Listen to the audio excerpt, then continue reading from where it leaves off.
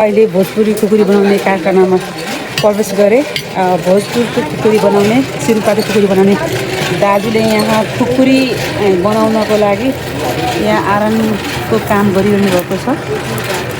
दाइ नमस्कार। नमस्कार दाइ, हजुरको नाम के हो दाइ? मेरो चित्रबहादुर शेखर। हजुर यहीँको बासिन्दा हुनुहुन्छ? मेरो यो भोजपुर नगरपालिका 10 हो। यो 9 नम्बर पर्यो, मेरो 10 हो। यहाँ काम गर्नुको लागि बसेको। हजुर, हजुरको यो व्यवसाय कति वर्षदेखि गर्दै हुनुहुन्छ? म त व्यवसाय त पहिले बच्चैदेखि गरेको मान्छे हो। हजुर, अब अहिले पनि गर्दै नै छु। कि पुस्ताइदेखिको यो व्यवसाय? हजुर।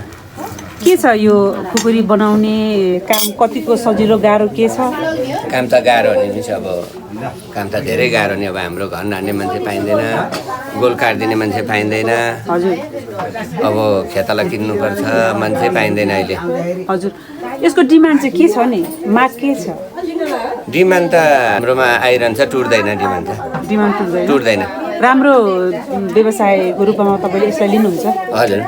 अब खुकुरी अहिलेसम्म अब जुनै जिल्लामा पनि गइराखेकै छ। अब कम्प्लेन आएको छैन अहिलेसम्म। हजुर, दिनमा तपाईँले कतिवटा खुकुरी तयार गर्नुहुन्छ?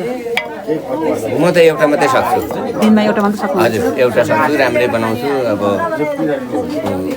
मेसिनमा म त्यति जान्दिनँ। हजुर, भाइहरूले मेसिन लाउँछन्, म चाहिँ लोकलै बनाउँछु। हजुर, हातले बनाउनुहुन्छ? हजुर। अनि यो खुकुरी कति पैसादेखिको कति पैसासम्मको खुकुरी छ? यसको प्राइस के छ?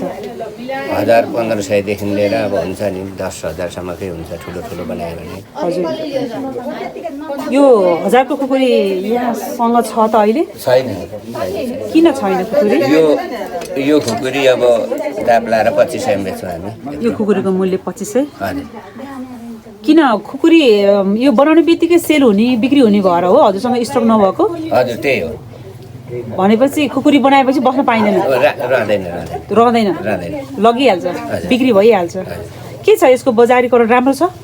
डिमान्ड राम्रो छ? बजारतिर बजारीकरण चाहिँ छैन। अब हामी गाउँघरकै अब डिमान्ड आउँछ। हजुर। वरपरबाट आउँछ अनि त्यस्तै।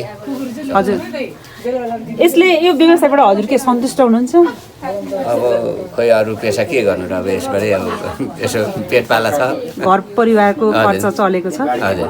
भनेपछि 3 पुस्तादेखि तपाईँ यो पेसामा हुनुहुन्छ?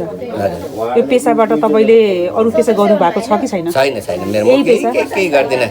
म यस्तो खेतीपाती, गोरु जोत्ने, घाँस काट्ने, एउटा कुखुरा सुँगुरको चारो सुद्धा पनि दिन्न। म त यही हो मेरो। सबै यही हो? यही हो मेरो। यही पेसाबाट घर परिवार सबै धानेको हो? हजुर, धानेकै छ भनौँ न अहिलेसम्म। हजुर, हजुर। म चाहिँ काटिराखेको घाँस पनि लाउँदिनँ, भ्याउँदिनँ नै। माथि घरमा हुँदा पनि यहाँ पनि त्यही हो। हजुर, यो पेसा यो खुकुरी जिल्ला भन्दा बाहिर र देशभन्दा बाहिर पनि पुगेको छ है? कति पुगेको छ, धेरै। ल, तपाईँले यति कुरा भनिदिनु भएकोमा दाइलाई धेरै धेरै धन्यवाद।